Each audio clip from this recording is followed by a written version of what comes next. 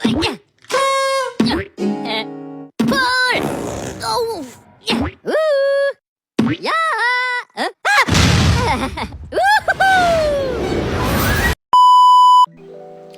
Assalamualaikum warahmatullahi wabarakatuh. Segala puji ka Gusti Allah Subhanahu wa taala nu parantos maparin rahmat jeung nikmat. Nepi ka urang sadaya tiasa kempel dina kasehatan jeung kaayaan anu sae. Shalawat serta salam mugia salawasna dicurangkeun ka junjungna urang Nabi Muhammad sallallahu alaihi wasallam anu parantos ngaluarkeun umat manusia tina zaman jahiliyah kana zaman nu pinuh ku ilmu jeung kahadean. Rerencengan anu dipika cinta, coba bayangkan hiji isuk nu sepi. Aya saurang patugas kabarsihan nu satia nyapu jalan, nyapuan runtah, ngumpulkeun plastik jeung puntung rokok. Tapi teu lila, eta tempat jadi kotor deui.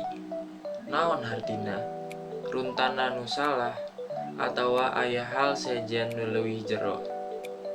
Sebelumna perkenalkan nami abdi Azam Kaisan Ibrahim 11 PB1. Bapak Ibu guru anu dipihormat, oge rerencengan sakelas anu dipigagoba. Kiwari abdi bade nyanggakeun pidato kalayan judul Sumbu Sampah Mupus Seuneuti Akar Masalah. Dina kahirupan sapopoe, seueur urang nu geus biasa micen runtah sagawaya.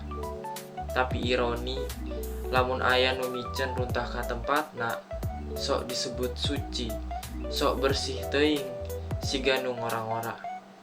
Budaya urang geus jadi kabalik, nu salah jadi biasa, nu bener malah disebut aneh. Unggal poe, urang bersih-bersih, tapi unggal poe oge runtah datang deui. Hartina, salami urang ukur nyapur luhurna wungkul, tanpa mupus sumbu seunna, masalah moal beres. Sena eta nyaeta kabiasaan goreng, sumbunanya eta rasa bodo amat, kurangna rasa tanggung jawab, jeung budaya nu sok nganggep enteng. Salila sumbuna tacan dipupus, sena nu ngaruksak lingkungan moal eureun-eureun. Bumi teh lain warisan, tapi titipan. Jeung urang kabeh kudu tanggung jawab.